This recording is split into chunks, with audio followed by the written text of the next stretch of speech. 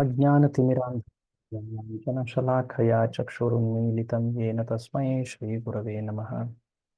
श्रीचैतन्यमनोभीष्टं स्थापितं येन भूतले स्वयं रूप कदा मह्यं ददाति स्वपदान्तिकम्। वन्देऽहं श्रीगुरो श्रीयुतपदकमलं श्रीगुरून् वैष्णवांश्च श्रीरूपं साग्रजातं सहगण रघुनाथान्वितं तं सजीवं साद्वैतं सावधूतं परिजनसहितं कृष्णचैतन्यदेवं श्रीराधा कृष्णपादान् सहगण ललिता श्रीविशाखान्वितांश्च नम ॐ विष्णुपादाय कृष्णप्रेष्ठाय भूतले श्रीमते भक्तिवेदान्तस्वामिनिति नामिने नमस्ते सारस्वते देवे गौरवाणी प्रचारिणे निर्विशेषशून्यवादी पाश्चात्यदेशतारिणे नमो महावदान्याय कृष्णप्रेमप्रदायते कृष्णाय कृष्णचैतन्यनाम्ने गौरत्विषे नमः।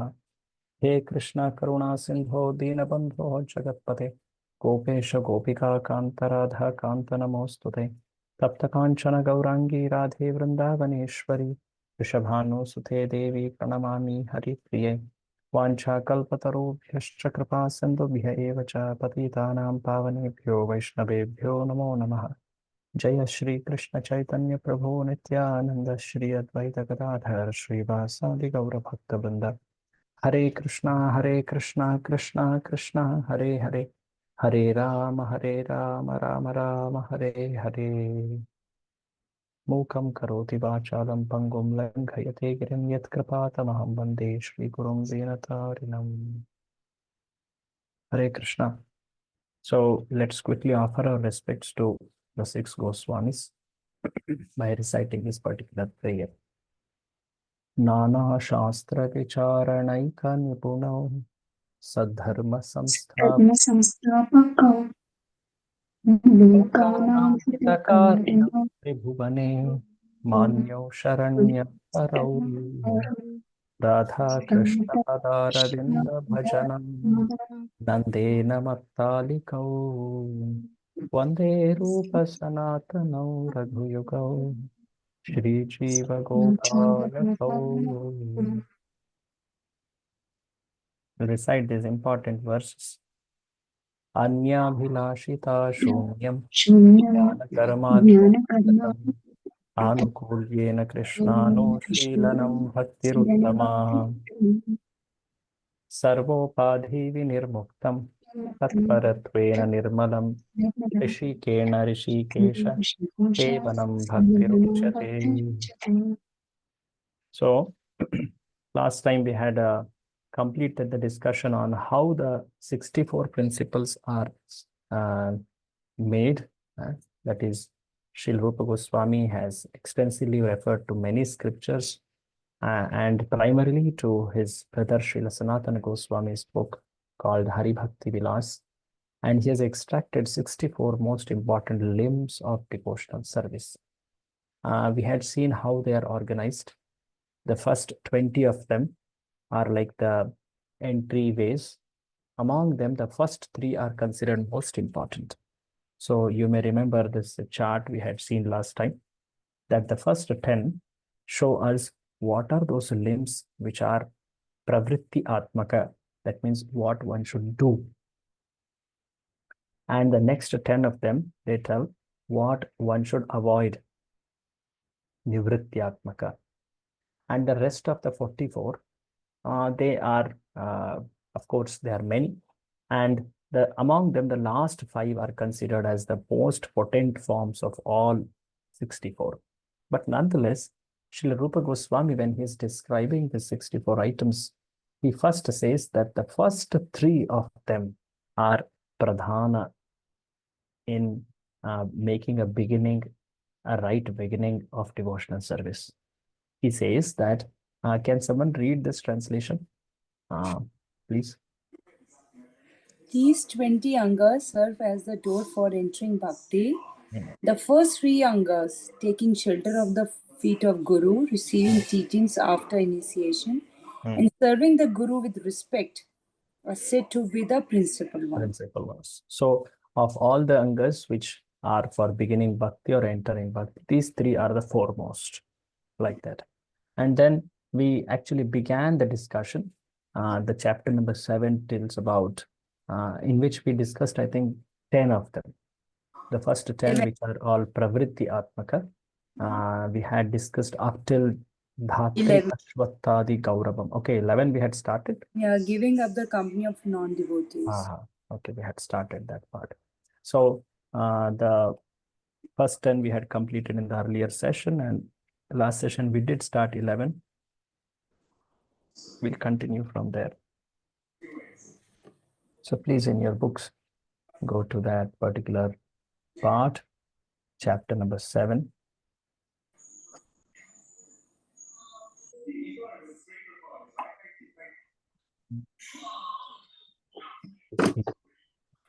Dash. Giving up the company of non-devotees. Yeah. So last time I was talking about this, I remember, yes, Sri Chaitanya Mahaprabhu, in his instructions to Rupa Goswami, there is a very famous verse which tells about what are the people one should avoid association of. So there Chaitanya Mahaprabhu replies, it's because it's very famously told one should avoid the association of non-devotees. What does it mean, non-devotees? So there are two kinds of non-devotees Sri Chaitanya Mahaprabhu specifies. So the shloka says, Asat Sanga Tyaga Ei Vaishnava Achar, Stri Sangi Eka Sadhu Krishna Abhakta Ar.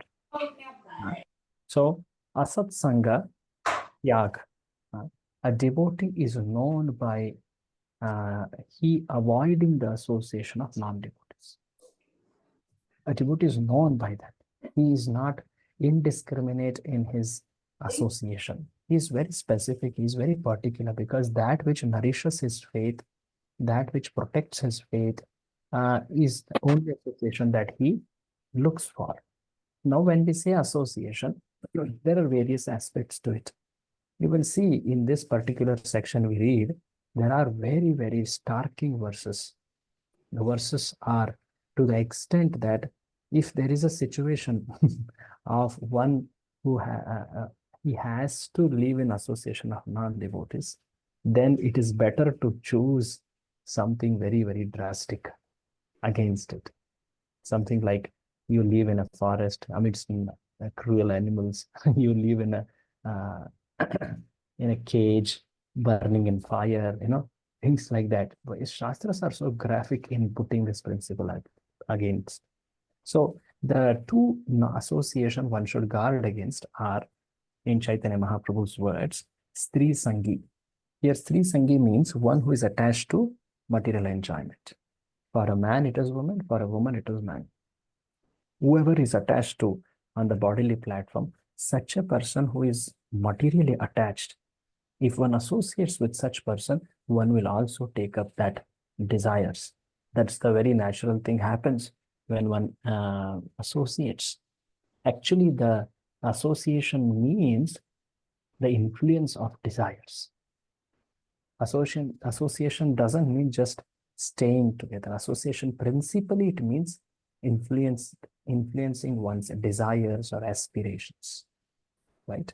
So here, two kinds of non-devotees. The first one is the one who is too materialistic, Stri Sangi, and the second is Krishna Abhakta.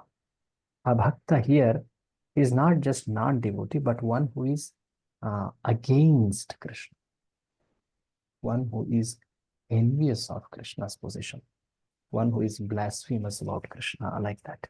Krishna Abhakta. So the two kinds of non-devotees very clearly specified. One, the first one, that is one who is too materialistic, and second one who is against the supremacy of Krishna. Okay, here the sequence is opposite. The first is second is first. Yeah. So this we had seen last time, and there are some very starking verses I was mentioning in the scriptures about association of non-devotees, how one should guard against. So kindly read this highlighted part. Yes. Who is reading? Shall I read, Prabhuji? Yeah. Navanita Mataji read. Yes. Even if one is forced to live within a cage of iron or in the midst of a blazing fire, he should accept this position Yeah. rather than live with non devotees Mm. who So, are through.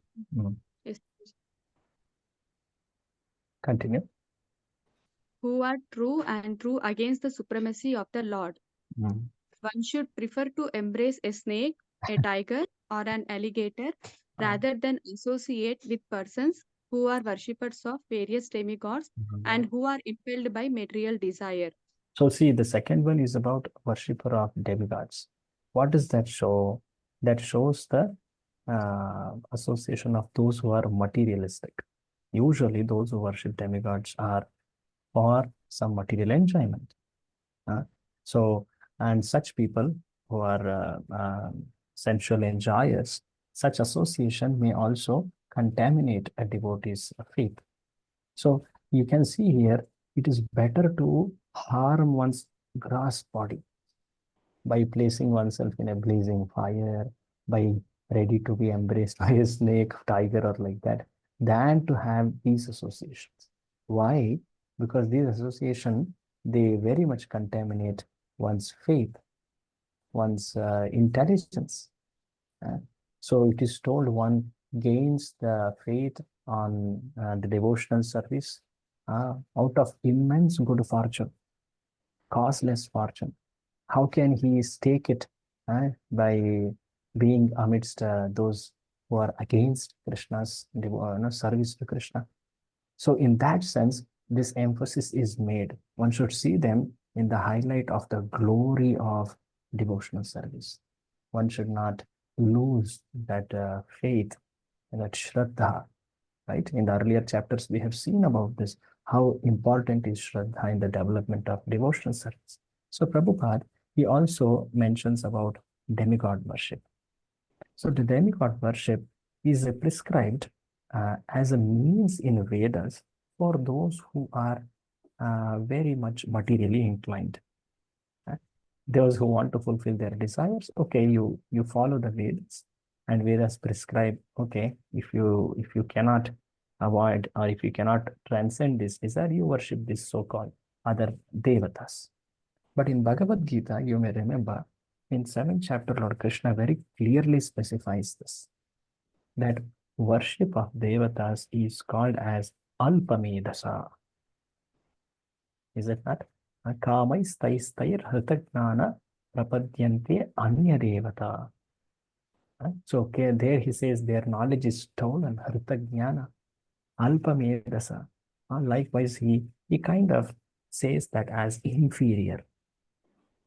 Better is in Srimad Bhagavatam, it is told even for the purpose of fulfilling one's material desires, one should go to Krishna. One should worship the Parama Purusha with sincerity, with great faith on the path of devotional service. So that quotation is quoted by Prabhupada here. Read this in the Srimad Bhagavatam. In the Srimad Bhagavatam, it is instructed that one may worship a certain demigod if he is desirous of achieving some material gain. Mm. Example, one is advised to worship the sun god if he is desirous of getting rid of a diseased condition. Mm. For a beautiful wife, one may worship Uma, the wife of Lord Shiva, and for advanced education, one may worship Saraswati. There is a similar list for worshippers of all demigods according to different material desires. But all of these worshippers, although they appear to be very good devotees of the demigods, are still considered to be non-devotees. They Yes, cannot be accepted as devotees. devotees. So there are many instances to this extent. Actually, this shloka is coming in Srimad Bhagavatam, 2nd canto, 3rd chapter. The famous shloka, Akama Sarva Kamo Va Moksha Kama Udaradhi. Tivrena Bhakti Yogena Yajeta Purusham Param.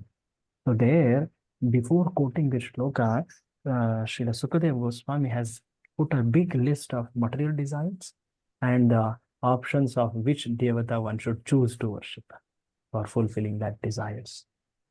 And then at the end of it, he says, actually, if you really have, good intelligence, You should only and only worship Krishna, even you have material desires, even if you want liberation, or if you want only pure devotions. No matter what is your aspiration, worship of Lord Krishna is all auspicious. And here Krishna Prabhupada clearly writes, though Vedas ascribe, or Vedas, they suggest the worship of demigods, but yet they cannot be considered as devotees of Krishna. Though demigods are representatives of Krishna, still worship of demigods, considering them to be the bestowers of their material desires, considering them to be competitors with Lord Krishna and in supremacy, such kind of desire worship is considered not as devotional service. That's why there are some instances in Vaishnava history.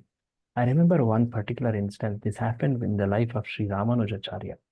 Sri Ramanujacharya, you may all remember that he was, in the beginning part, he was in Kanchipuram. He was serving a great Vaishnava, Kanchipurna. But academically, he was learning from one Mayavadi guru. I forget his name. So he was serving him, and at one point of time, he had a cousin or a brother by name Govinda. Yeah, this cousin, he was observing. He also was in that Gurukula, and he gave a very confidential news to Ramanuja that actually your guru is scheming to kill you because you follow Vaishnava philosophy and he follows impersonalism philosophy. And your interpretations, your explanations of the very same texts which he describes is actually causing so much of confusion among his students to the extent that they are getting attracted to Vaishnava philosophy. So he feels that you should not be there. So now he is going to send you to a pilgrimage to Kashi. On the way, there is a threat for your life. So this message is given by his own brother. So as you may know that the pastime, how it unfolds, when Ramanuja, he is on that voyage, there was an attempt and he was saved and people thought he died. And when they came back, they thought he has died. But miraculously, Ramanujacharya he comes back to the same town and they are all surprised, my God, he's still living. And he goes on to actually later accept the studentship under Yamunacharya, who he has that desire. So due to which he goes to Sri Lanka. But so many things happen in this due course. But what had happened was to his cousin Govinda, he had gone to associate with those people who are worshippers of Lord Shiva. He had gone to a place called Sri Kalahasti, which is close to Tirupati. Yeah? And he started worshipping Lord Shiva. And he practically became disinterested in the worship of Lord Krishna. So Ramanujacharya was thinking about his cousin. Oh, my cousin, he saved me. Actually, he is so simple, innocent person, but because of association with those people, his faith has is changed. So how can I bring back? How can I bring back? He's thinking about it. Then I think he tells one of his very close associates, I believe it is Shailapurna. He tells him, kindly go and bring my cousin back to devotional service to Krishna. So Shailapurna does very interesting thing. He tells the glories of worship of Lord Vishnu in a very strange way to his cousin. I'll not go to that detail. And he inspires him to take to worship of Lord Vishnu. The point I'm making is just because of association of those people, one's faith can get changed. So no matter how strong a person is when he's in association of devotees, he should never be overconfident and take association of non-devotees. He should be very, very guarding his faith. There are so many instances about it in Sri Chaitanya Mahaprabhu's life also. So here, Srila Prabhupada is warning. We all know that this period of the year, there are many festivals of demigods, is it not? Today is also, tomorrow also, and few weeks back also, and few more are coming ahead. It's a Vedic culture. We all respect devatas as the representatives of Krishna, empowered administrators. But we should never consider them to be supreme. When we start associating with those devotees, then those desires start influencing us. We may associate in the matter of exchange of certain things because of the social living. That is a different case. But we should never start hearing the glory, hearing the fulfillment of desires and all such things. That will be affecting one's pure faith. So that's why Srila Prabhupada is warning. Srila Prabhupada was once asked, can we place actually that point is coming ahead about Ganesha. It's coming in Srila Prabhupada's words.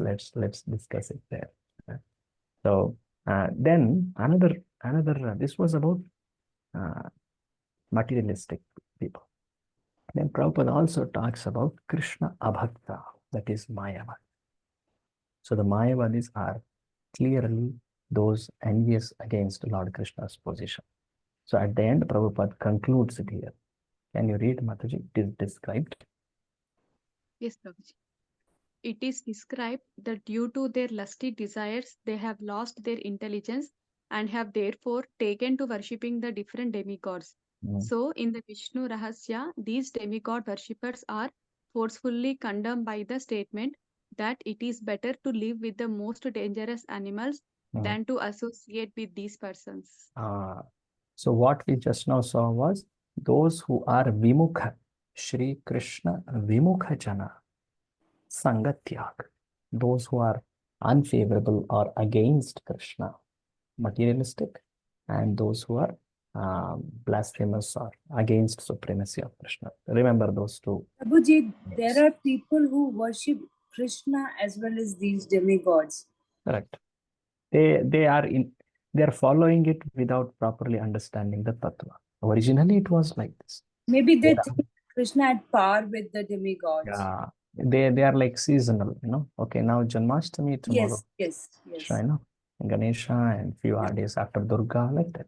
It's like celebration for them, Janmashtami, or it's. Yeah. But when Lord Krishna describes, he describes Eka Bhakti, the exclusive devotion. Such people are more dear to Krishna, in words of Krishna, like that. So there are Vaishnava Sampradayas who are very strong against it to the extent that they will only worship Vishnu or Krishna. There are some Vaishnava Sampradayas who worship Devatas, understanding that they are subordinate to Vishnu. So both kind of Vaishnavas you will find. In Gaudiya Vaishnava Sampradaya, Srila Prabhupada especially has emphasized worship of Krishna very exclusively, especially in the mode of Vrindavan. There are some Vaishnava Sampradayas where there are worship of Devi also happens, Ganesha also happens. Many happen actually. They will have Navagraha, this thing in their temple. Their understanding is they are all the different types of jivas. I'm talking about Madhva Parampara. They have this. So they have that very strong conception. But people mistake it. What they consider, oh, every devata is being worshipped. So Srila Prabhupada, when in his teaching, he did tell that devata should not be disrespected. In fact, one of the principles little ahead is not to disrespect devatas. So he did tell, but people, common people, what do they say? They say, oh, all are worshipped. That means I can worship whomever I like. They don't understand the tattva. So Prabhupada, in order to not make them take to inferior path, he very clearly showed only worship of Krishna. Exclusive worship of Krishna. Like that. That okay? Yeah. So now let's proceed to the 12th principle. The 12th principle, which is tagged here, it has 3 principles within it. You see that. not accepting unfit disciples, that is the 12th, constructing many temples, that is the 13th, and reading many books, that is the 14th. All three of them look very surprising, because why is it wrong to accept disciples even though they are not fit? Why is it told to not construct many temples? Why is it told to not read many books? Here we are not talking about materialistic books, Vedic books. So Prabhupada describes them. Read another stricture. Another feature is that a person may have many disciples, but he should not act in such a way that he will be obliged to any of them for some particular action or some favor. And one should also not be very enthusiastic about constructing new temples, nor should one be enthusiastic about reading various types of books, save and expect the ones which lead to the advancement of devotional service. So when it is told not accepting unfit disciples, what it means? It means that one should not become obliged to their material demands. You can see it that usually a guru becomes, so much compassionate on his disciple, and later he has to feel obligation to please that disciple so that he stays in the right path. Is it not? So he will be obliged to any of them for some particular action or some favor. That is the actual hitch. Srila Prabhupada later explains how this should be followed in a preaching movement. Because in preaching movement, you will have to, a sannyasi or a guru will have to initiate those who have shown little inclination to Krishna. Is it not? So that will be described further. So Prabhupada, he is talking about all the three principles in a very succinct manner here. One should not be enthusiastic about constructing new temples. One should not be enthusiastic about reading various types of books. Further ahead, it will be described. So the first thing which is described here is about the guru. So in Srimad Bhagavatam, in the last section of 7th canto, there are duties of a sannyasi.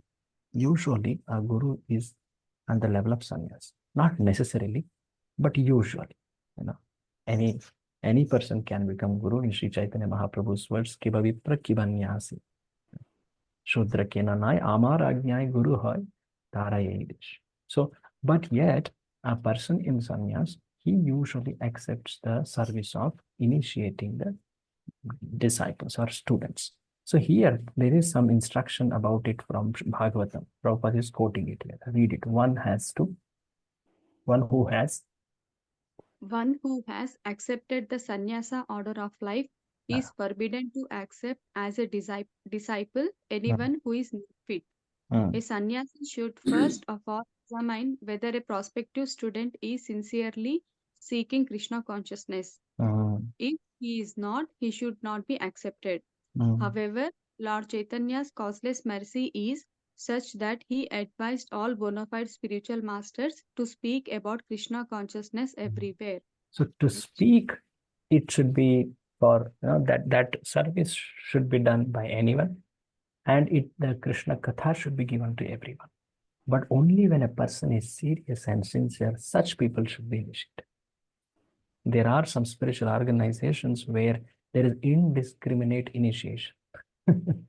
They just take some water of the feet, washed of that saintly person, and they sprinkle and they say you are initiated. They never ever again see that guru, but they feel they are attained perfection in that very beginning step of spiritual life. So Srila Prabhupada very much condemns this. Little ahead. Yeah, right. Read it. What is the mood of Chaitanya Mahaprabhu's followers in accepting disciples? Read it. The one point is that without increasing the number of disciples, there is no propagation of the cult of Krishna consciousness. Therefore, sometimes even at a risk, a sannyasi in the line of Chaitanya Mahaprabhu may accept even a person who is not thoroughly fit to become a disciple. Later on, by the mercy of such a bona fide spiritual master, the disciple is gradually elevated. However, if one increases the number of disciples simply for some prestige or false honor, he will surely fall down in the matter of executing Krishna consciousness. This is striking. So if one does it for an inferior motive, which happens very much in other spiritual organization, and it can happen if there is an obligation to take so many disciples. Yes. So Sri Chaitanya Mahaprabhu told we should preach. And for preaching, there needs to be many teachers who are called technically as gurus. When a student becomes serious, then there is initiation. In the beginning of Srila Prabhupada's preaching, he first initiated the students. Whoever was ready to accept a little, he initiated them. And later told them the regulations to follow. The very first initiation which happened in that on the 22nd Second Avenue, that one, 26 Second Avenue, that shop. That initiation happened. Next day morning, all the initiated devotees, they were surprised to see a notice on the board, which listed the 4 regulative principles. Now that all initiated disciples, they should be strict in following this. Srila Prabhupada was very compassionate in the beginning, but later he did see what is the qualification of the devotee. He would sometimes, there are instances of remembrances by disciples of Srila Prabhupada, how Prabhupada would be very strict in seeing that the disciple is following 4 regulative principles properly, even before initiation. So in the current day, ISKCON, we can see that there is a course made to teach the proper tattva of guru, the organization, the parampara, the duties of disciple, what are the proper criteria on which one should choose a guru, what should not be the criteria for choosing a guru, right? This is all formulated as a course. One should compulsorily undergo that course, and then one should have followed the regulations of 16 rounds of chanting and 4 regulative principles minimum for a year. So in one sense, in today's day, ISKCON has placed very strict regulations to see that the disciples are ready, the student is ready to take initiation, right? But Srila Prabhupada was always telling that the guru takes that risk. He takes that risk. Prabhupada little below tells the next principle of these 3 principles, that is, one should not read many books. For that he is talking about. So the first principle among the 3, that is not accepting unfit disciples. What it means, one should not accept disciples for the material purposes like prestige or false honor like that. One should not feel obliged to the disciple for some material favor or like that. In that light, that principle is taught. But for propagation, a guru takes that risk. He takes that risk. And that's why disciples should also be very sincerely trying to hold on to those vows one takes. I remember in the words of His Holiness Radhanath Swami Maharaj, he says that one doesn't advance in Krishna consciousness by taking the vows, but by maintaining the vows, one makes advancement. One feels that great surge at the moment of initiation. It is very wonderful, but one should keep a commitment to those vows. That is most important. So by maintaining one's vows, one makes advancements, not just at the moment of taking a vows. Initiate means to begin, like that. Anyway, now the next among the principle is not reading many books. Now, what does this mean, not reading many books? This also is understanding the mood behind reading. The mood behind the reading of books should not be to show one's scholarship, should not be to impress people, to gain some followers or some material benefits. Not that. And also, one should not read many books which are not aiding one's devotional service. There are many types of literatures written by Vyasadeva. The foremost, which Chaitanya Mahaprabhu told, is Srimad Bhagavatam. And the books Srila Prabhupada has written, they are all based on Srimad Bhagavatam. If you read Bhagavad Gita, Prabhupada describes Bhagavad Gita in the way of Srimad Bhagavatam. Now we are reading Nectar of Devotion. He's quoting so much from Srimad Bhagavatam, right? So our prime literatures of study are Srila Prabhupada's written works.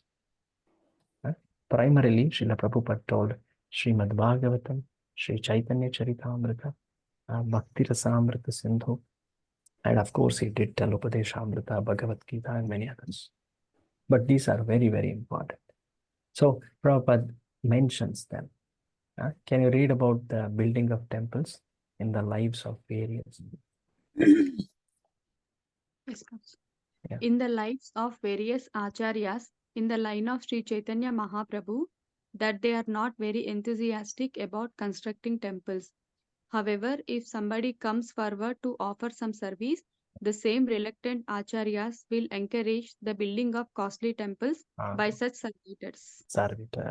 So they themselves will not take up that endeavor. It requires a great responsibility of dealing with people and things. So sometimes one's focus on serving Krishna may get affected. So due to which the Goswamis, they themselves did not build temples. You may see that they were worshipping Krishna very ardently, and someone came and offered to build a temple for their deity. Like Sri Rupa Goswami, he was offered by a great king. Prabhupada writes that, quotes that Maharaj Man Singh, he offered to build a temple. That's when Govindaji Mandir was built. Similarly, there were another some merchants also came and offered help to build temples, Madan Mohanji temple, like that. So a devotee who is like a spiritual master, his duty, foremost duty, is to preach and to help people practice devotional service. He may initiate people, he may open temples, but it is with the purpose of increasing Krishna consciousness of people, not just to make externally a facility or make a people as his followers externally, but not able to instill that practice in them by the giving of that faith. So Prabhupada very firmly mentions what is the duty of spiritual master in this purpose. Read it. So a bona fide. So, a bona fide spiritual master should not personally take any responsibility for constructing temples.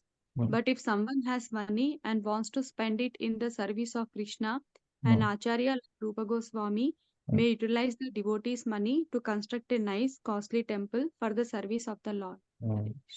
In other words, a spiritual master need not be very enthusiastic for constructing temple buildings simply in the name of so-called spiritual advancement.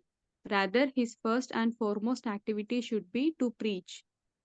If one has money, instead of constructing costly temples, one should spend his money for the publication of authorized books in different languages for propagating the Krishna consciousness movement.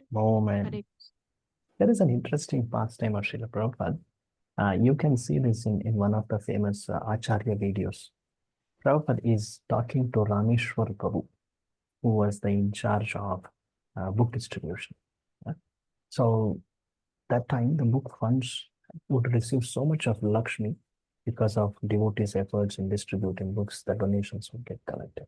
And sometimes some temple would ask money, and if there was surplus, the money would also be given to building of temples like Mayapur, Vrindavan, Bombay, like that. So there was a request made by one of the temples, and Rameshwar Prabhu had given the money, had agreed to give the money. And he was updating Srila Prabhupada. That Srila Prabhupada, we are giving this much of money to this temple, I think Mayapur it was, for the construction of the temple there. But because of giving, we may have to delay the publication of new Bhagavatam volume by 2-3 months. Immediately Prabhupada stopped it. First of all books, temples can wait. First of all, immediately, without any conscious thought, the Prabhupada had taken this instruction so strongly that as soon as you get money, bring books. In front of his eyes, he had seen this, how people, when they focused only on temples, they became, and not on preaching, not on propagation, then they became very attached to them. Srila Bhaktisiddhanta Saraswati Thakur had told it, there is fire in the mud because I have built a very beautiful temple, but people are not understanding the purpose of temple is to preach. Yes. There is quarrel among the people to take to certain comforts. So Prabhupada had seen this and his guru had instructed that you should print books. Books. Books, books, books. Like that Prabhupada says in that. Books are the basis. So that's about those 3 principles. Not accepting unfit disciples. What's the next one? Not reading many books. Not constructing many temples. Then? Reading many books. Not reading. So that not applies to all of them. Okay? Not constructing unfit disciples. Not constructing many temples. Not reading many books. Like that. Now 15th and 16th, both are put together. 15th is straightforwardness in ordinary dealings. 16th is equilibrium in loss and gain. So the straightforwardness, that is called as vyavaharepi akarpanyam. Vyavaharepi akarpanyam. And equilibrium in loss and gain, that is shokadi avasha vartita. I will show that list again after this reading. Please read. There is a statement in Padma Purana. There is a statement in the Padma Purana. Persons who are engaged in Krishna consciousness should never be disturbed by some material gain or loss. Even if there is some material loss, one should not be perturbed but should always think of Krishna within himself. The purport is that every conditioned soul is always absorbed in thinking of materialistic activities. He has to free himself from such thoughts and transfer himself completely to Krishna consciousness. So you see, what is this ordinary dealing talked about? It's a dealing with respect to this world, especially including money. So ordinary dealings here means that which includes money. How one should be, what should be one's attitude. He should be honest. He should be straightforward. Because the money brings in the contamination of becoming duplicitous. That is why the warning is told, be honest and be straightforward. In Srimad Bhagavatam, there is one particular section where there is a big list of what all one loses when one accepts wealth, when one sees wealth in a wrong manner. What all happens to such a person is described. This is described in the pastime of Nalakuvara and Manigriva getting cursed. Why was it that they got cursed? Because they had become proud. Why had they become proud? They felt we are rich people's children, rich man's sons, Kuvera's sons. They were the richest man in the among the demigods. So they developed that attitude of disrespect. They were so shameless. They were so absorbed in their own enjoyment. So many things, Narada Muni describes them. Before cursing them, he tells what all is the effect of material wealth. If you want to know more about it, you please refer to that. It's an interesting section. So how one's dealing should be straightforwardness. Prabhupada also mentions, even when there is some loss, gain, do not become over affected by them. Right? Because the mind which is filled with the shoka and moha cannot fix itself on the feet of Krishna. This is a point Prabhupada will further point that out. He will quote that. Read this. Within the heart of a person, Within the heart of a person who is overpowered by lamentation or anger, there is no possibility of Krishna's being manifested. very clear. There is no possibility. Because those emotions are so influencing, absorbing, that one cannot focus on the simple aspects of devotional service. Sometimes you can experience it when there was a loss, when there was some disrespect shown by someone due to which you had developed an anger. When you come to temple, that haunts for a certain time. It's very difficult to get off from that, is it not? So that's why it's told, just be equilibrium. So we saw what all the points we saw here. See this, 15 and 16 is what we are seeing currently. Vyavaharepi akarpanyam and shokadi avashavartita. Akarpanyam means not feeling miserable, being just feeling straightforward in vyavahara.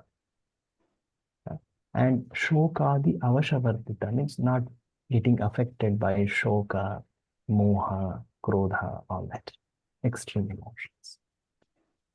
And now, going ahead, the 17th principle is about not offending demigods. Anya devan avajna. Not offending demigods. Read it. Anyone else would like to take reading? I will read. Yes. Right. The demigods. One should not neglect to offer due respect to the demigods. One may not be a devotee of demigods, but that does not mean that you should be disrespectful to them. For example, a Vaishnava is not a devotee of Lord Shiva or Lord Brahma, but he is duty bound to offer all respects to such highly positioned demigods. According to Vaishnava philosophy, one should offer respect even to an ant. So then what is there to speak of such exalted persons as Lord Shiva and Lord Brahma? In the Padma Purana, it is said Krishna or Hari is the master of all demigods, and therefore he is always worshipable. But this does not mean that one should not offer respect to the demigods. This does not mean one should fail to offer respect to demigods. Actually, Krishna is pleased when he sees his devotees are respected properly. One should not feel that vengefulness against devatas. No. Right? One should see them as worshippers of Krishna, devotees of Krishna, and offer Vaishnava Pranam. Sri Chaitanya Mahaprabhu in his South India tour, he went to many temples of devatas. What did he do? He saw them as devotees. He did Sankirtan. And due to which those devatas were extremely happy on it. There are some instances where Lord Shiva and Parvati come in disguise to meet Sri Chaitanya Mahaprabhu when he is in South India tour. There are many like that. Many devatas would feel so blessed just because Chaitanya Mahaprabhu came around them. So in this mood, a devotee, he sees that everyone is a devotee of Lord. The devatas are devotees of Lord. So one should offer respect. When one is told to offer respect, even an ant, who is not even a human consciousness, what to speak about devatas who are all devotees? There is no non-devotee who is a devata. All devatas are devotees. That's their qualification. Om Tad Vishno Paramam Padagam Sada Pashyanti Surayah. Suras means they always look to the lotus feet of Lord Vishnu. So with this understanding, one should offer respect. And even when one worships, one sees a great Vaishnava worshipping Devatas, he's worshipping for attaining devotion to Krishna. Like gopis, they did it, right? That's something very, very remarkable. They prayed to go Katyayani for getting Krishna as their husband. Is it not? So Prabhupada quotes that part. But their intention is to attain Krishna. When a Devata becomes supremely pleased on a worshipper, then they come and give knowledge of Krishna. In Srimad Bhagavatam, you will see Lord Shiva comes and tells about devotional service to his devotee. This is Prachitas. Lord Shiva comes and instructs them. There is a very big chapter called Rudra Geet, which is highly technical, at the end amazingly devotional, describing the beauty of Krishna, at the end the glories of serving Krishna, many, many things. This is spoken by Lord Shiva. Lord Shiva says there that whoever is worshipping Vasudeva, they are the most dear people to him. The devotees of his are not very dear to him. But those who are worshipping Vasudeva, they are very dear to him. Knowing this, one sees those devatas as very worthy of respect. Respect one should. But one's faith, one's shelter is in Krishna only. Like that's the very clear principle Prabhupada has pointed out. He is always worshipable, but this does not mean one doesn't offer respect. So this is about one should not disrespect devatas. The 17th principle. Now the 18th one, the last principle in this chapter, not giving pain to any living entity, not causing anudvega. Bhuta anudvega daita. So this is described. Can you read this whole thing? This is the statement. Yes, please. This is the statement of Mahabharata. A person who does not disturb or cause painful action in the mind of any living entity, who treats everyone just like a loving father does his children, whose heart is so pure, certainly very soon becomes favored by the Supreme Personality of God. Belongs in a so-called civilized society, there is sometimes a hesitation against cruelty to animals, but at the same time, regular slaughterhouses are always maintained. A Vaishnava is not like that. A Vaishnava can never support animal slaughter or even give pain to any living entity. Srila Prabhupada is that one Acharya who has spoken against animal slaughter so much. You don't find that by any other Acharya before. Because Prabhupada took the message across the country and he saw how much it was prevalent and he spoke it in his Bhagavatam purports. In the section where Parikshit conquers Kali, curbs Kali, there is elaborate description about the dangers of slaughterhouses, many things like that. So Vaishnava can never support animal slaughter. Yes. So sometimes people, you find they are so kind, they are so kind against certain animals. Oh, do not harm these, dogs, do not harm this thing like that. But on the other side, what they are eating is non-vegetarian.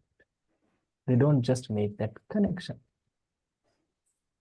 Yes. So Prabhupada in one radio interview, he says this, people are fighting so much against injustice to some certain particular animal, but they don't even know that they are also eating that animal flesh and their cause of pain to that animal. So Vaishnava sees that no living entity should be pained. Bhuta anudvega daita. One should not cause any anudvega. Forget about killing, not even causing anxiety. So this was the 18th principle. Bhutanudvega daita, not giving disturbance to other living. So this completes the chapter number 7. So next chapter describes the 19th principle alone. 19th principle is having a lot in it. That is two kinds of aparadhas which should not be done. They are described in this 19th principle. Seva aparad and nama aparad. It's the 19th principle, and that is the topic of chapter number 8. So we'll go to chapter number 8. Any comments or questions before we go to this? Hare Krishna, Prabhu. Yes. One question, Prabhu, here. Yes. Yeah. In the point where not accepting unfit disciples or reading many books, here on the books wise, Prabhu, it's specially mentioned. Similarly, a bona fide spiritual master has no business reading many books. Correct. So it is more like advanced Vaishnavas, right? What about people like me? That's for who is everyone. practice? No, that's for everyone.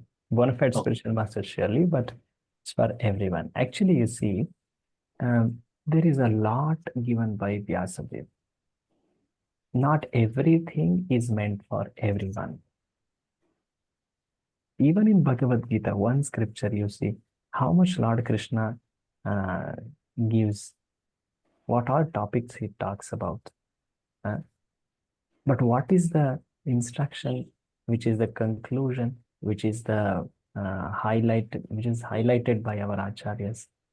That's the last part. Ananya Bhakti. Is it not? But in the middle, Krishna is also talked about Ashtanga Yoga, Jnana Yoga, Karma Yoga, like that. So there are so many instructions in Vedic literature, but they are not meant for everyone. So for one who has an adhikara for bhakti, because he has received that faith from a guru, he should follow bhakti shastras. There are karma scriptures, there are dharma, artha, kama, moksha, all type of shastras are there. Na? So one should know that what type of scriptures one should read to cultivate, to nourish his faith. So it means that, Prabhu, we can read books that improve our devotional service in the Vaishnava Parampara. Correct.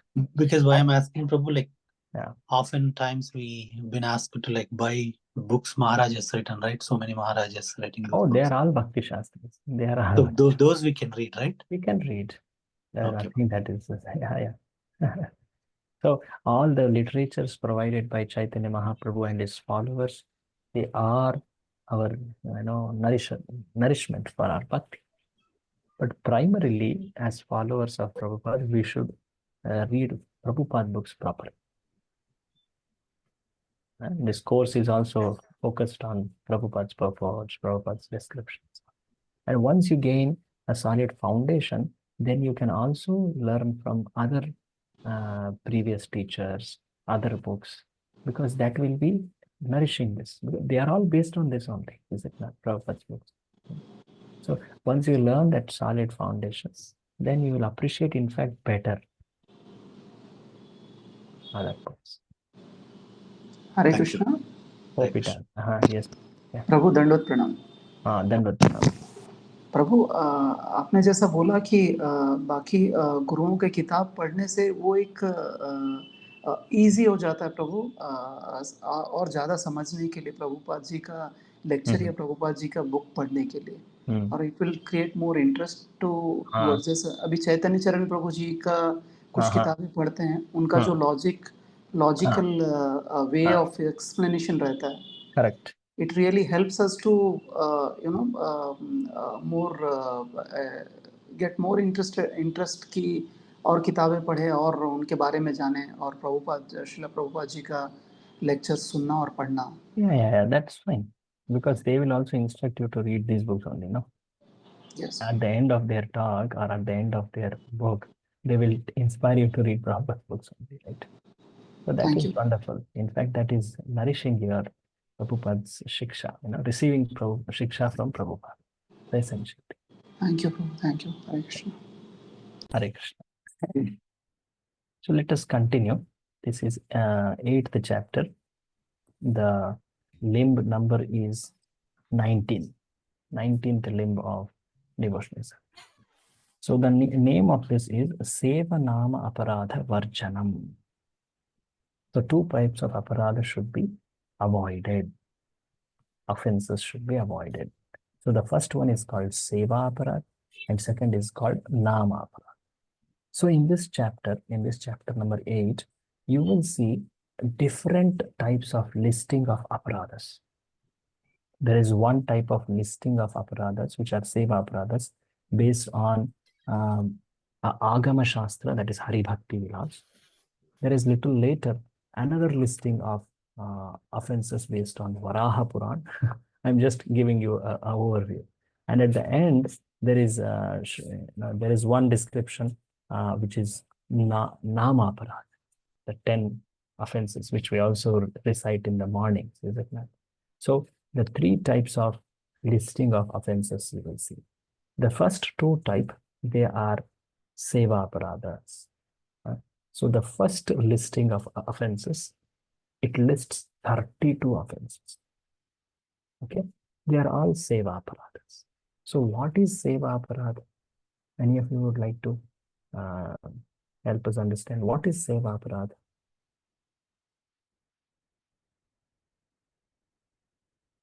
You heard this word, Seva Aparadha. What does it mean? Prabhuji, while we are doing like worship to the God, we should not offense. And seva means while you are serving the devotees also, we should avoid some Okay. things. That is Even okay. Hare Krishna, Prabhu. Yes. Even if we make some donations or any service, if we do, we should not reveal like. Oh, okay. This is Should again. keep it confidential. Okay. Yes, Prabhu. Okay, that's specific mode of a person. But aparadha is something you disobey or you show disrespect. This is a little more advanced in that step. Hare Hare. Yeah. So let us see what it means, Seva and Nama aparadhas. Are you able to see these slides? Importance of aparadha. Yes, Prabhu. I request kindly read this. So there is description here. So among the types of offenses, there is gradation. There is gradation. Can you read?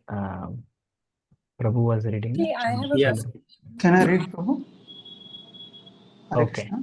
Yeah, read, Prabhu, read. Yeah. I'll take comments or questions after this slide. Yes. This is also described in the Padma Purana. A person who commits all offenses, Seva Aparadha, is freed from all those offenses by taking complete shelter of Hari. But the two large animal Two-legged.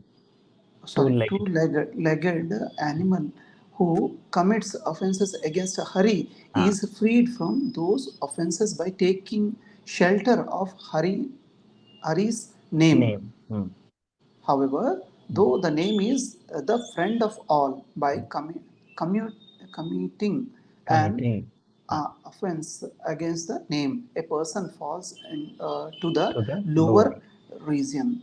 So what is told here is that so many types of offenses one may happen to commit because of ignorance or because of being in a rush, not able to pay attention properly. Sarva aparadha krid apimuchyate hari samshraya. But when one takes shelter of Lord Hari, when one remembers Lord Hari, when one reads his words like Bhagavad Gita, especially it is told, then all those aparadhas could be rid off. One can be freed from those offenses by taking shelter of Lord Hari. But if one commits offense against Lord Hari, then what is the hope? He should take shelter of the names of Lord Hari. So there is gradation here. And then if he commits offense against holy name, then there is practically no hope. So in the severity, the nama aparadhas are very, very serious. Seva aparadhas, we are now going to read a lot of details of them. They sometimes happen because of overlooking something, because of being in a hurry, because of being in, there are many principles in it. Someone may weigh some principle higher, someone may weigh something lower. But the most important thing is any service we do, at the end, we should recite the prayers begging forgiveness. Those who are doing devotional service, archana in temple, or any service related to deities in temple, you may know that at the end of that service, there is an act of reciting shlokas begging forgiveness. It is there, because it happens. Sometimes we even don't know what offense we did, right, in a service. So that's why at the end we take shelter of Lord Hari by reciting those prayers. But if one happens to commit offense against holy name, then it's very serious. So among the types of offenses, there are two: Seva Aparad and Nama Aparad. Can you read the slide fully? Essence of sadhana. Lakshmi. Yes, Prabhu. Yes, Prabhu. Read it. Yes. Essence of sadhana is to fix the mind on Krishna, and offense takes mind away from Krishna by minimizing its importance. Category of offenses: Seva Aparadha, Nama Aparadha. Seva Aparadha is less serious than Nama Aparadha because the holy name automatically corrects the offensive mentality generated by Seva Aparadha. This does not mean one can be neglectful in deity worship, knowing that holy name will save him. So usually when we say Seva Aparad, they are usually done in relation to services of deities. That's why that point is made. One should not be neglectful to deity worship. One should not be, overlooking certain details of worship and all like that. Lastly, chanting. Chanting of holy name will eradicate sins. But if one offends the holy name, there will be no chance of being delivered. So one should know this very clear gradation in the offenses. Now, Prabhupada's description we will read. At first, Prabhupada will list, quoting Rupa Goswami, the Seva Aparadhas. Okay, this is the first listing. As I told, there are 3 listings of aparadhas here. The last one is Nama Aparadhas, 10 Nama Aparadha listing. The first 2 are Seva Aparadhas. The first listing of Seva Aparadhas is here. It's a big list. We'll go on reading it. Okay. And at the end of the reading, we may take an opinion if someone has any comment or question. Okay. In the supplementary Vedic literature, read it. In the supplementary Vedic literature, there is the following list of 32 offenses in the matter of serving the Lord. Just a point to mention, supplementary Vedic literature actually is meant as Agama Shastras or Hari Bhakti Vilas, to be specific. Rupa Goswami mentions it. So from there, he quotes 32 Seva Aparadhas. First one. Read. First one, one should not enter the temple of the deity in a car or a palanquin or with a shoe on the feet. Second, one should not fail to observe the various festivals for the pleasure of the Supreme Personality of a Godhead, such as Janmashtami and Rath Yatra. Third, one should not avoid bowing down before the deity. Fourth, one should not enter the temple to worship the Lord without having washed one's hand and feet after eating. Yes. And fifth, one should not enter the temple in a contaminated state. Contaminated state. What does contaminated state mean? Actually, in the Vedic society, there is something called Sutaka. So what does it mean? So Sutaka Prabhupada describes ahead. Read. According to Vedic scripture, if someone dies in the family, the whole family becomes contaminated for some time, according to its status. Its status. For example, if the family is a Brahmana, their contamination period is 12 days. For the Kshatriyas and Vaishyas, it is 15 days, and for Shudras, 30 days. So what is this exactly? Because sometimes we forget the principle behind it. See, when some death has happened, people are in grief. They are feeling the loss of someone very dear to them. They are feeling dejection, grief. They are not respectful to anyone. They are in that strong material emotion. For that, it is told. Actually, it is told when one goes to temple, he should be in a pleasant mood. Because he's good, like, you go to see some very important person. How can you be dejectful mood? You should go in a very happy mood. I'm seeing such supreme person. Now, if a person, when a person has knowledge that grief of someone's death will not last long. So someone like Brahmana, for him, Sutaka is, some days which is mentioned. For someone who is not having much knowledge, for them the Sutaka period could be more. The principle is one should not enter the temple in a strong emotion like a grief, lamentation, like that. Yes. How about the temple in the house itself, Prabhuji? That's okay. That in the temple, see, in the house, of course, when he's in lamentation, he should take shelter of Krishna. So that way, that is also a Also, you principle. have to perform. At the same time, in the deities, when one is having deities nearby in a temple, so there some regulations are followed. That is the point. Prabhu, then sorry, Prabhu. Then we should not do. They should not do the puja and all. Yeah, in a they house. should not. In fact, there are some rules are such that in certain families following Vedic culture, they don't even enter the temple. Not about even service. The deities inside at the home. Yeah, the deities. So how it should be taken care? Usually, it is taken care by some request by some, requesting some other Vaishnava. If the deities are within temple, they have to be served in that case. Or the deities go to the other Vaishnava's house or like that. But in case of temple, I'm talking about temple. Usually there, one doesn't enter till that period completes. So to observe that social etiquette, so that even others don't break the rule. see that as a proper example. They don't overlook or like that. Even if one is not finding so much of grief with it. But some people, I remember this principle. Some people live in temple, like in ashram. What do? They go out of the ashram. No. For that, it is so they are the residents in the temple. They come, but they may not engage in direct deity services.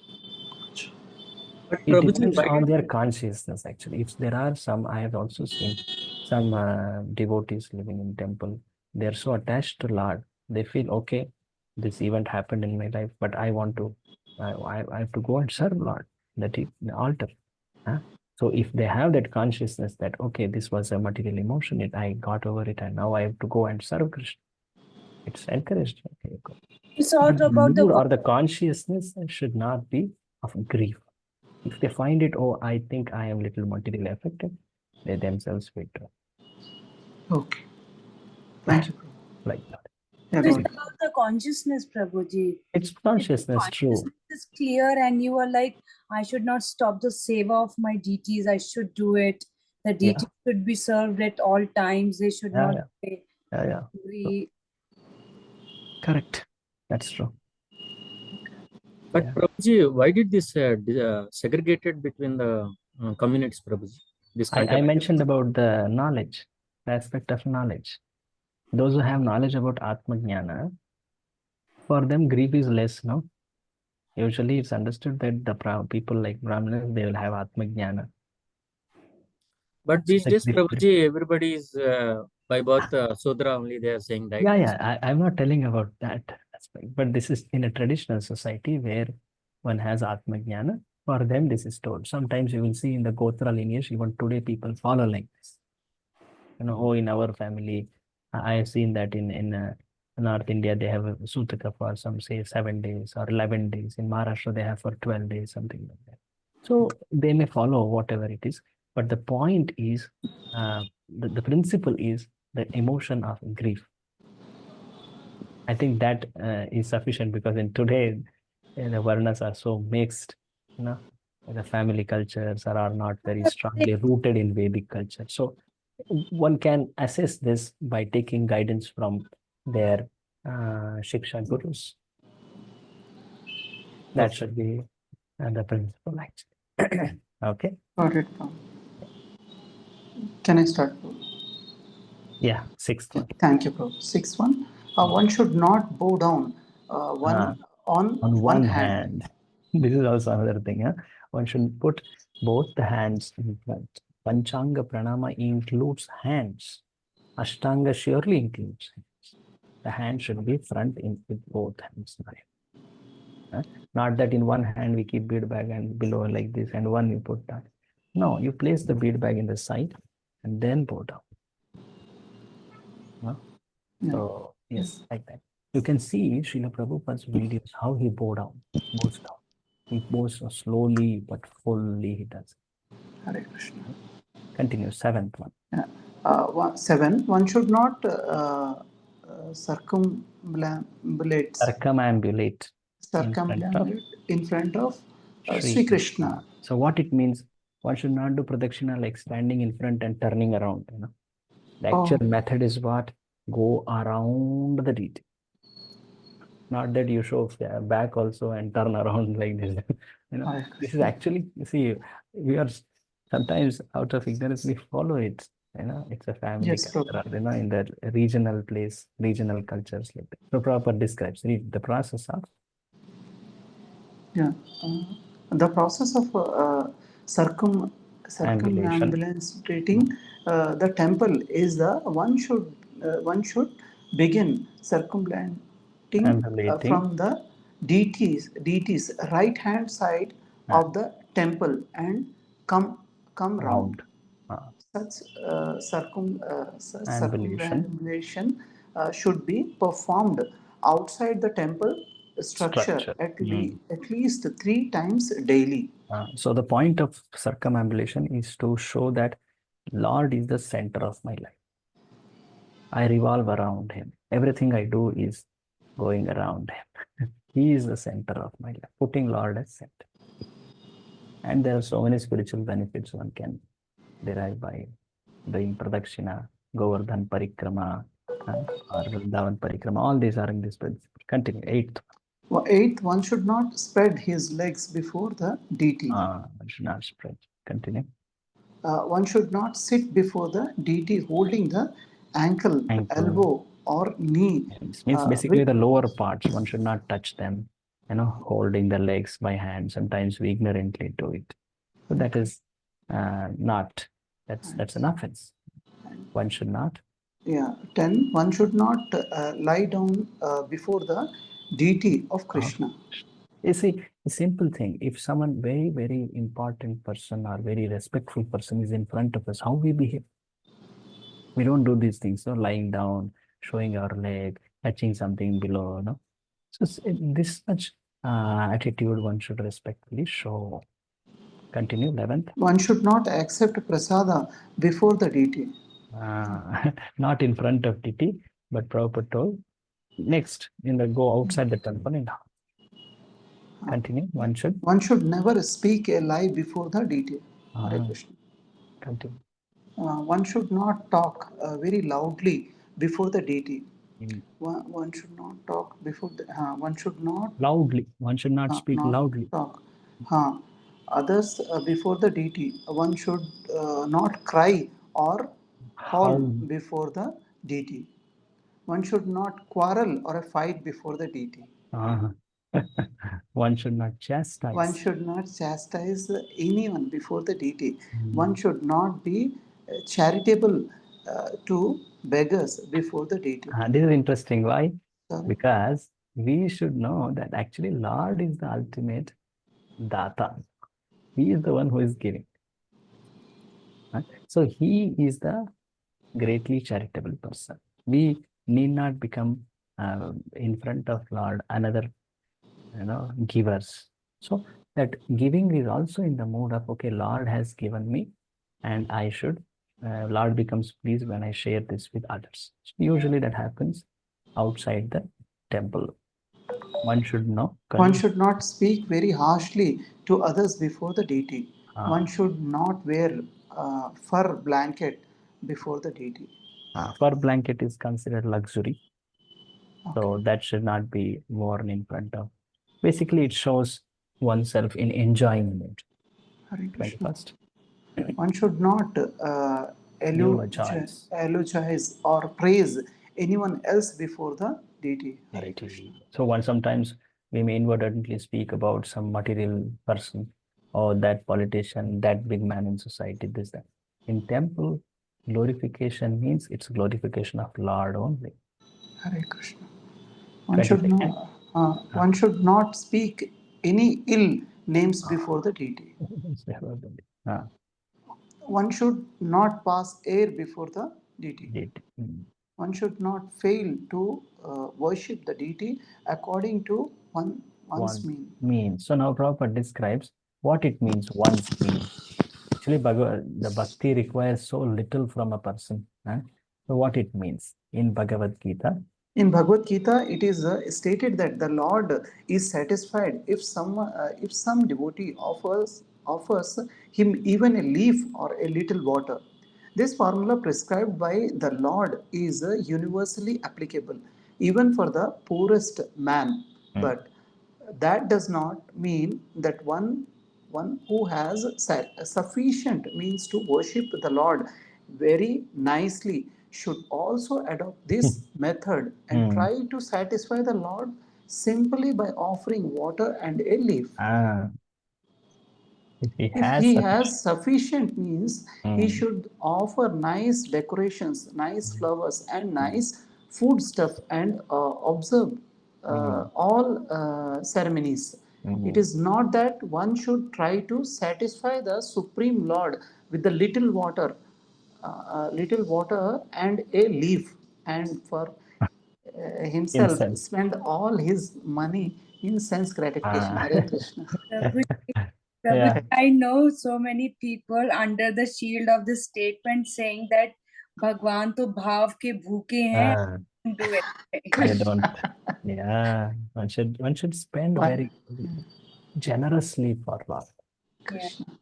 As they say, Lord doesn't see how much you give, but how much you hold back. Yes, 25th. One should not eat anything which is not offered first to Krishna. One should not fail to offer fresh fruit and grain to Krishna according to the season. It's one of the regulation that according to the season, the special offerings of nature should be offered. After food, seasonal offerings, they are very important. Fresh food, fresh grain means after harvest, the first lot of grain should be offered to Lord. Continue. After food has been cooked, no one should be offered any food stuff unless it is first offered to the deity. One should not sit with his back towards a deity. One should not. One thing you can notice, actually, when you see Srila Prabhupada or any great disciple of Srila Prabhupada who is available for our, who is available to see, you can see them how they follow it. In Srila Prabhupada's lectures, you can see that devotees are sitting, they are in like this. I have seen in videos, they don't put their back towards Krishna. They sit in this way. That's the ideal way to sit in the temple. Never show back to the deity. Continue. One should not offer obeisances silently to the spiritual master, or in other words, one should recite aloud the prayer to the spiritual master while offering obeisances. One of the items in the Panchanga or Ashtanga is mind and words. We both are there. How do you offer your mind and words? You recite them loudly. Sometimes we make a physical act, we forget to chant the prayers, or we speak it in a very concise manner, sometimes ignoring certain words, right? Continue, one should not. One should not fail to offer some praise in the presence of the spiritual master. So spiritual master, very dear to Krishna, we should be praised. We should, at least in our heart, we should praise, if it is not possible immediately or externally. Yes. One should not praise himself before the spiritual master. That second, one should not deride the demigods before the deity. Hare Krishna. Anything like, say, Vedas, demigods, or spiritual master, all these should not be disrespect in front of deity. They are very dear to Lord. So like this, the first listing of these Seva Paradas is made by Rupa Goswami. The second listing, as I told, it is also another, I think around 29 are coming now ahead. Okay. First list had 32. Now another 29 are coming. They have some things which we should observe as much as possible. Sometimes some principles are very difficult to follow in a particular situation. Is it not? Or sometimes it happens without our conscious effort. And because of the force of the situation, it happens from us. But we should understand, we should try to follow in consciousness that this will please Lord. Not, yes. Prabhu, sorry to interrupt you, Prabhu. 29 points you have, Prabhu. Can you just one should not offer obeisance silently, means one should recite the prayer by his word. The pranati. Nama Om Vishnupadaya Krishna Prishna. You should recite that prayer. As I told in the Panchanga Pranama, one of the anga among the 5 is words.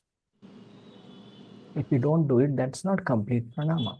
Hare Krishna. You offered maybe hands and legs, maybe 2 angas, 3 angas. You forgot one. It's another. Okay. Prabhuji, I have one just query. Yes. Why we should not cry or howl before the deities? Yeah, as earlier it was the mention of that grief emotion I was telling, right? Not Prabhuji, not grief. Like sometimes we sitting in front of the deity and we are talking. So sometimes if we have some like problems or some type of tensions, we speak with the deity and our like tears start coming. So see, it usually is what different. happens in a situation of grief, one has not yet accepted the reality which happened, and he's denying the reality.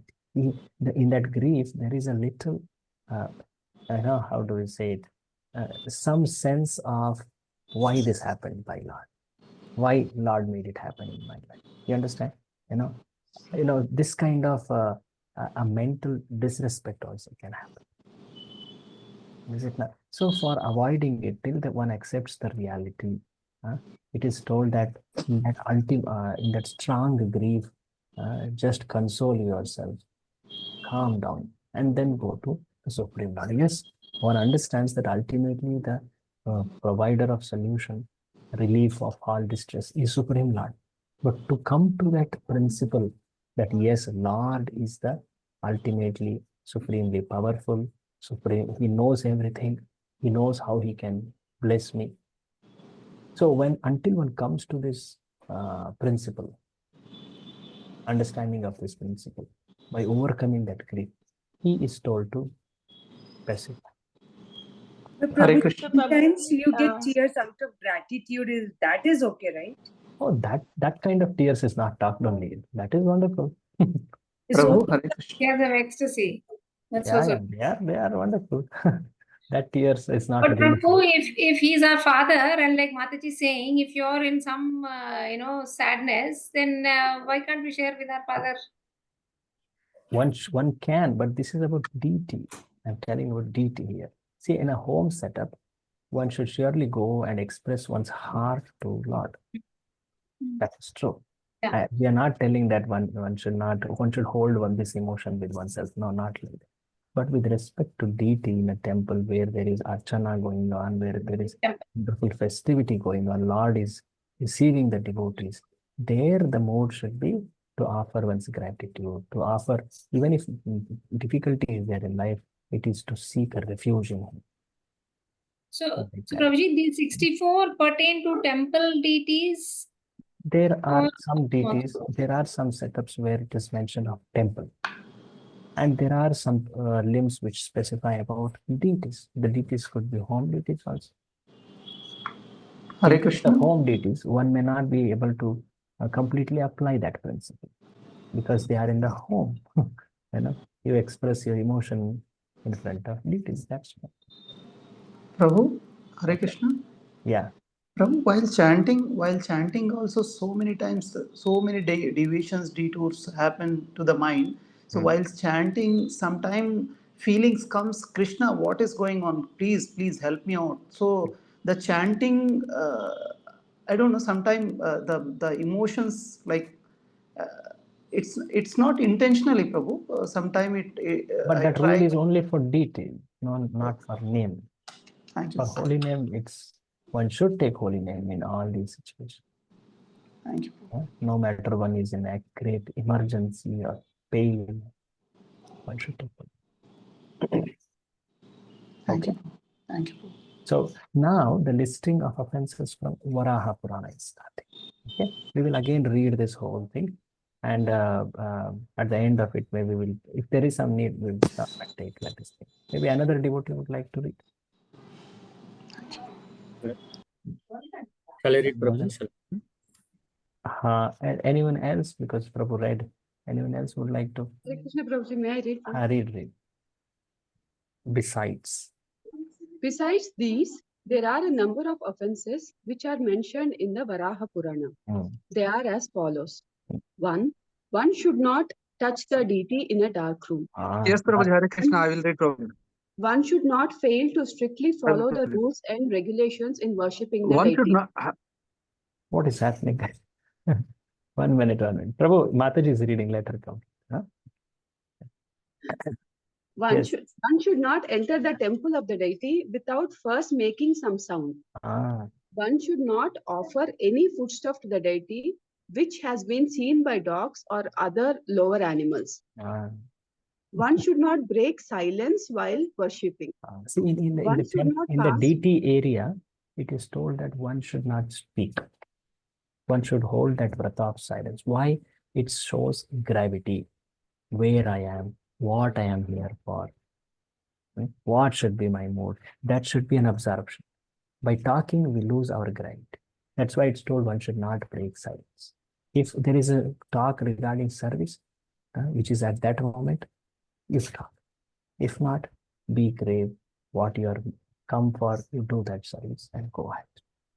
Okay? One should not. 6th one. One should not pass urine or evacuate while engaged in worshipping. Okay. So the acharyas go to all clear details while explaining all this. Okay. 7th one. Continue. One should not offer incense without offering some flower. Useless flowers without any fragrance should not be offered. 9th. So one should not fail to wash his teeth very carefully every day. 10th, one should not enter the temple directly after sexual intercourse. One should not touch a woman during her menstrual period. One should not enter the temple after touching a dead body. One should not enter the temple wearing garments of red or blue color or garments which are unwashed. Red and blue, why specifically? The description is given that these colors are showing actually richness, showing one's mood of enjoyment. Usually these colors are worn by Radha and Krishna. It is for them. So one can wear, but not necessarily in temple. So it's told that Krishna likes red, Srimati Radharani likes blue. So those outfits are for them. But in front of them, one need not compete, showing the enjoyership. So this mood is there. Continue. 14th. Prabhuji, that means we should not be dressed opulently in front of us. That's the principle. Okay. 15. One should not pass air within the temple. One should not be angry within the temple. One should not enter the temple after visiting a crematorium. One should not belch before the deity. So, until one has fully digested his food, he should not enter the temple. Interesting. One should not smoke. One should not smoke marijuana or ganja. One should not smoke marijuana or ganja. One should not take opium or similar intoxicants. One should not enter the deity room or touch the body of the deity after having smeared oil over his body. Usually oil smearing means it's a sign of luxury. Okay, so it's told that sign of luxury. Yeah, it shows it is actually a sign of one's opulence. Usually the tailabhrata snana is done by those who have good riches. So one should not enter the Lord with oil smeared around his body after having 22nd. One should not show disrespect to a scripture teaching about the supremacy of the Lord. One should not introduce any opposing scripture. One should not chew betel before the deity. One should not offer a flower which was kept in an unclean pot. One should not worship the Lord while sitting on the bare floor. Bare floor. He should always have an Why, asana. Prabhu? Why Every time we do worship, we should have an asana. Why, Prabhu? That's the respect shown. Okay, you're going to offer a respect, worship Why to asana for this us? person. Then you stand on an asana and then offer respect. See, it is told that when we are offering service to Lord, we should also keep oneself clean. We should also show that distinction by that now I am engaged in the service of. I think, Prabhuji, there is a scientific Even it's told that when one sits for chanting holy name, one should sit on asana. Yes, Prabhu. There is a scientific reason also for that, that when you're worshipping the deities or when you're doing the chanting, there is a flow of energy in your body. Okay. If you sit on the asana, stays in your body, otherwise It becomes grounded, is it? Otherwise, then Exactly, went Mataji. out. Shock. Possible. I don't know about this, but I have heard like this. Okay. To preserve the charge in the body, you can keep an insulated mat. That should be fine. Wish our chanting was so potent. Sorry to make comments like this, but anyways, I wish one our should have an chanting was so asana. potent. Continue. One should not worship the Lord while sitting on the bare floor. One must have a sitting place or carpet. Yes. One should not touch the deity before one has completed taking bath. One should not decorate his forehead with the 3-line tilaka. This is Tripundra, It's for the followers of, actually that following is told in Bhagavatam as very against Vedic scripture. In one of the forms which Indra took to deceive Pruthu was this form, having that Tripundra. But They generally, are Shiva usually is, against, they follow Shiva. They consider what? Their description of Bhagavatam, if you read, they consider the Supreme as ultimately impersonal. There is description of them. They are against certain Vedic regulations. probably like all the Kapalikas. Vaishnava, South Urdhva India, Pundra. Vaishnavas also put that, no, Prabhu, 3. Urdhva Pundra it is called. The Urdhva Pundra, Vaishnava Tilak. But Tripundra is this. Different. Oh, so. This one. Yeah. One should not enter the temple without washing his hands and feet. Hands and feet. Basic thing. So this, as we already mentioned, depending on the situation, to what extent one can follow, one must try to follow. It is not that if one doesn't able to follow, he will commit great offense. As we already saw in that shloka, one should take shelter of Lord Hari and follow in that spirit. Okay. Now, Prabhupada will talk a little more about other principles. Now, here comes interesting, and we will read this, other rules. Other rules are... Prabhuji, Hare Krishna, Prabhuji, I have one doubt, Prabhuji. Yes, Arvind Prabhu. The very first one, Prabhuji, one should not touch the deity in the a dark dark. room. Mhm. So I heard the Prabhuji in the Jagannath, in the Puri temple. So there is something called as a Brahma Padat. You know, it is in that the deities, and they change it in the completely dark where no one can see each other. So that's not a regular service, no. It happens very rarely. It happens Very very rare. occasionally, is it not? So usually deities, when one goes to receive, like say in a temple, when you start worshipping, it is told that when before entering, you ring a bell, you switch on the lights inside. You know, just like you go to wake up a person, you don't wake up Understood. in dark, no. Like, you know, even in Understood. Utthapana or early morning wake up service, Utthana services. This is the attitude. It should be very pleasant to the Lord, no? Not those jerky surprise. Understood. Understand, treat him as person. Yes, Prabhuji. Hare Krishna. Prabhuji, shall I continue reading this, Prabhuji? Oh yeah, you can read. Other rules. Other rules are that one should not offer foodstuff which is cooked by a non-Vaishnava. One should not worship the deity before a non-devotee, and one should not engage himself in the worship of the Lord while seeing a non-devotee. See, this is interesting. Usually in a temple, the bhogas are also made, and you are given bhoga. You take this and offer it. In traditional temple, you can see in Vrindavan temples. You can go and ask, I want purchase bhoga for Lord. And similarly, it's told that one should not worship the deity before a non-devotee, because there is mood of already an envy, and such a person will harbor more envy. It is told that one should keep one's Ishtadev very confidential, like one's spiritual master, like one's leads. Similarly, deities whom he very much holds close to his heart, we should treat it very confidentially. Continue. One should begin the worship of the demigod Ganapati, who drives away all impediments in the execution of devotional service. It's a very timely instruction. Yes, Considering tomorrow. Yeah. In the Brahma Samhita, Samhita, in the Brahma Samhita, it is stated that Ganapati worships the lotus feet of Lord Narsimhadeva, and that way he has become auspicious for the devotees in clearing out all impediments. Therefore, all devotees should worship Ganapati. So this instruction was seen by a devotee, and he saw that in his in the society where he was preaching, many people worship Ganapati.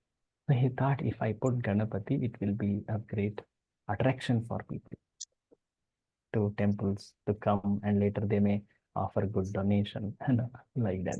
So he wrote a letter to Prabhupada. Can I keep this this form in the temple and invite the donors? Prabhupada told, you can keep, provided you collect this much of Lakshmi for Krishna.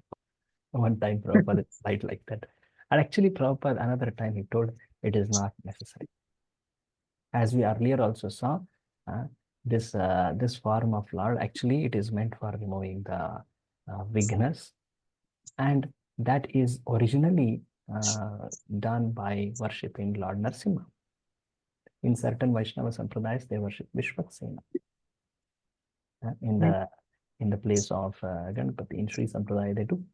So the point is, one need not take this as an instruction to start doing at his worship place. The worship of Lord Krishna, Lord Narasimhadev, Vishwaksena is sufficient. And even if one happens to worship Ganpati because of his family culture, like tomorrow is a festival, but please know that this person, Ganapati, he always takes the feet of Lord Narasimha on his feet. Have this principle very clearly and offer that respect. So there is no harm unless we understand the tattva properly. Because people may not understand tattva properly, Prabhupada told no. We will not encourage people to start worshipping all forms of devatas and consider Krishna to be also one among them. Prabhuji, what is the view of our sampradaya about giving donation for all these festivals like Ganpati and all that? Like, there are people who come to you and say... When it is told it's not required to worship. What about donations? You're giving to others, it's personal choice, but it is not a limb of devotional service, at least. Okay. Yeah. The deities Yeah. Should The not. deities should not be bathed in water which has been touched by the nails or fingers. So this, if they are considered impure, one should not touch the nails or the fingers also, like that. One should hold it. Like I remember in the deity worship area, when you offer any water or something like that, we should not touch by finger. You hold it by the neck of that utensil and do the required service. Like, continue. When a devotee is perspiring, he should not engage himself in worshipping the deity. Similarly, there are many other prohibitions. For example, one should not cross or step over the flowers offered to the deities, nor should one take a vow in the name of the god. This happens. Sometimes people do it. Earlier, I have seen that people take my own, I take vow on the name of God. Actually, one should not, because if one takes a vow in the name of God, it can never be broken. It should not be broken. In all situations, it should be followed. So it is told that one should not take in the vow any in the name of God, because he is Satya always. If you take on his name and happen to not follow, it becomes disrespect to that person. That's why it's told, don't make that kind of a statement. Like, Prabhuji, one question about this crossing the flowers. Especially when we do the Pushpabhishekam, there will be a lot of flower petals that will be falling on the floor. Correct. So that we normally cross, Prabhuji. It's very difficult actually, because it will be spread all over the floor. Correct. So one should try to make a situation there that the flowers don't come on the feet. If it happens to come, try to clear it periodically in that whole service. And if it still is happening at the end, beg forgiveness. That's why the essential element of deity service is at the end, aparadha bhanjana mantras should be chanted with great. Understood. So for the service purpose, at that moment, we may do. But even there, one should exercise great caution, especially like tulasi. These should never be touched by feet. It's great offense. These are, can you read this? These are all different kinds of offenses in the matter of executing devotional service, and one should be careful to avoid them.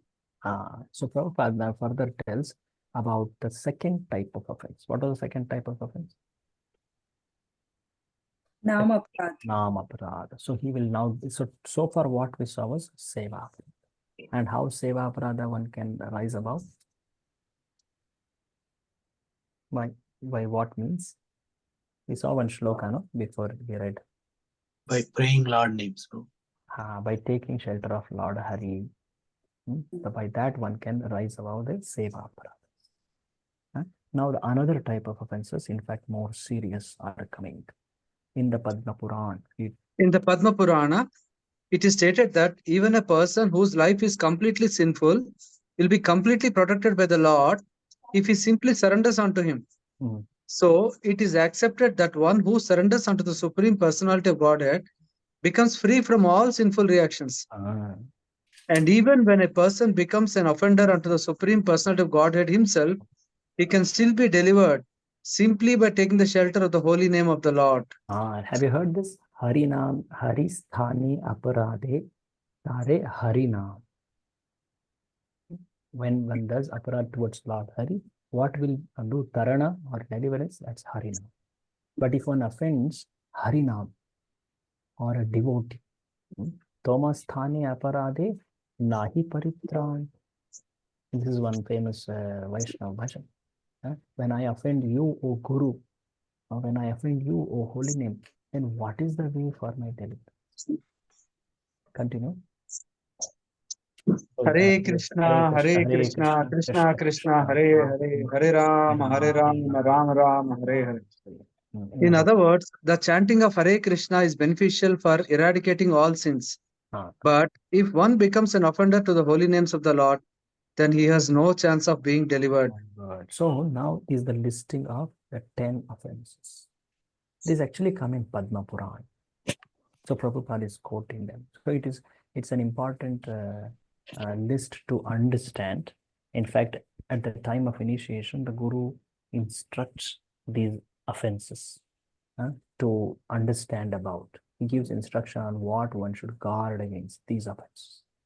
So for us, these offenses we should always be very conscious of not committing these offenses.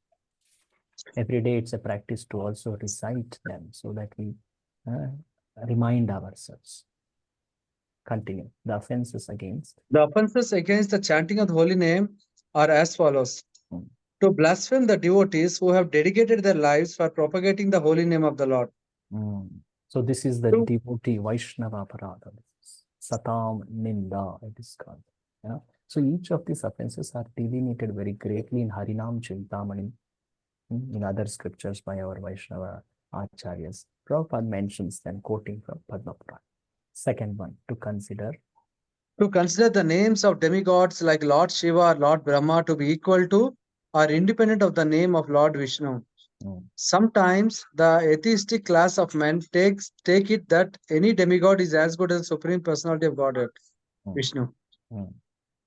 But one who is a devotee knows that no demigod, however great he may be, is independently as good as the Supreme Personality of Godhead. Therefore, if someone thinks that he can chant Kali Kali or Durga, Durga Durga, and it is the same as Hare Krishna, that is the greatest offense. Continue. Third one. To disobey the orders of the spiritual master.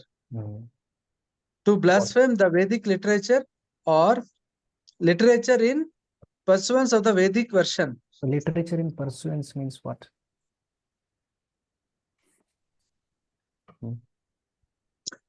So, something derived out of this Vedic books, Prabhuji? Not derived, in support. In support, yeah. Like, Vedic literature means written by Vyasadeva. But there are many other acharyas who wrote, like now we are reading Bhakti Rasamrita. This is literature in pursuance of Vedic Upadeshamrita. Right? All these are also categorized in this. To consider. To consider the glories of chanting Hare Krishna to be imaginations. To give some interpretation on the holy name of the Lord. To commit sinful activities on the strength of the holy name of the Lord. It should not be taken that because by chanting the holy name of the Lord, one can be freed from all kinds of sinful reaction. One may continue to act sinfully and after that chant Hare Krishna to neutralize his sins. Such a dangerous mentality is very offensive and should be avoided. To consider the chanting of Hare Krishna, one of the auspicious ritualistic activities offered in the Vedas as fruitive activities, karma kanda. Next, ninth.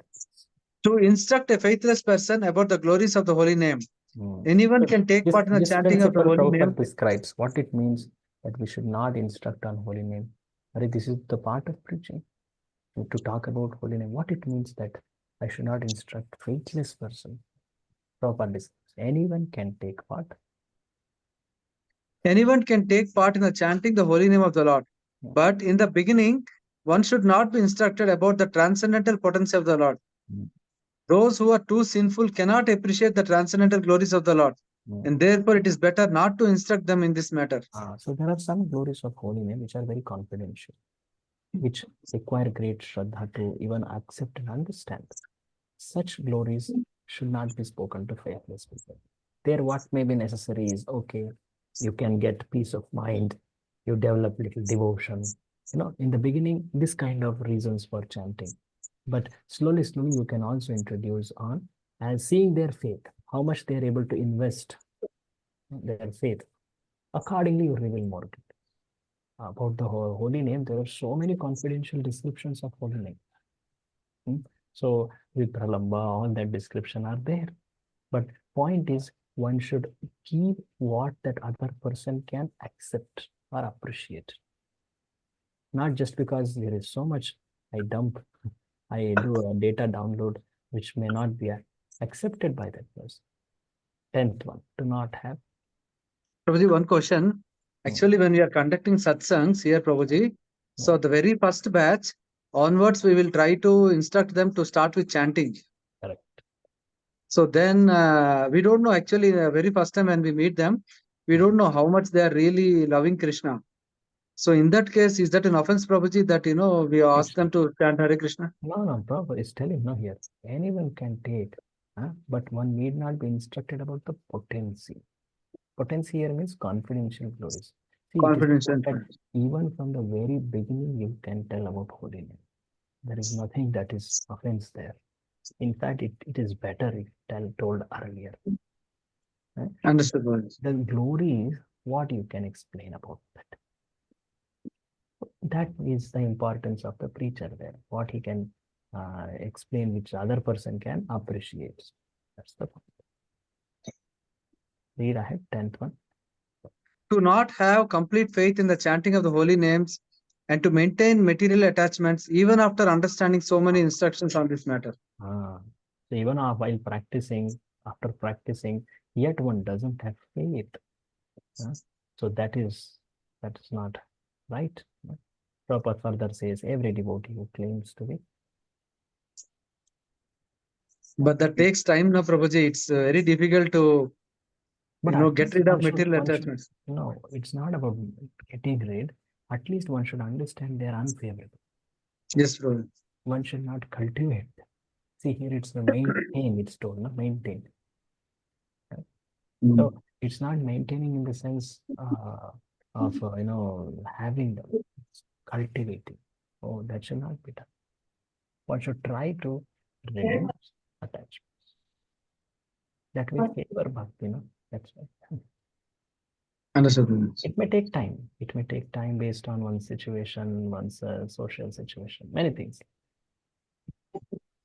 Continue. Every devotee who claims to be Vaishnava must guard against these offenses in order to quickly achieve the desired success. After that, usually it's told Krishna Prem. The desired success for a Vaishnava, follower of Sri Chaitanya Mahaprabhu, is Krishna Prem. So likewise, we have seen these all list of the aparadhas so far. In this list of aparadhas, we have seen close to 19 now. Okay, so we will see the further ones soon. That is from 20. That is chapter number 9. We will see them in the further session. That will be next Monday. Right. Monday we will meet and then discuss. So that offending Vaishnavas, which was the part of offense to holy name, that becomes another separate limb to be explained. That's the 20th limb, offending Vaishnava. So anyway, further part we will see in the Monday session. Thank you very much. We will continue chapter 9 in the next session. Watchman Samrata Sindhu ki jai. Thank you, Prabhu. Thank you, Prabhuji. Hare Krishna. Hare Krishna. Thank you, Prabhu. Thank you, Prabhuji. Thank you, Prabhu. Hare Krishna. Hare Krishna.